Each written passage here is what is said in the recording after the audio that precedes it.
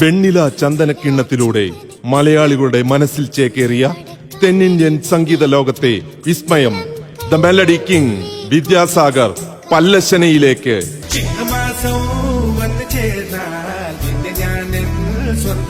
Pallassana Pazhayakavu Bhagavathi Devaswom trust നൽകുന്ന മൂന്നാമത്തെ ദേവീരത്ന award സ്വീകരിക്കാനായി അദ്ദേഹം എത്തുന്നു. ജൂലൈ മാസം 15-ാം തീയതി വൈകുന്നേരം 5:30 പഴയകാവ് ക്ഷേത്ര മൈതാനിയിൽ വെച്ച് നടക്കുന്ന പ്രൗഢഗംഭീരമായ ചടങ്ങിൽ വെച്ച് വിദ്യാസാഗറിന് അവാർഡ് സമർപ്പിക്കുന്നു.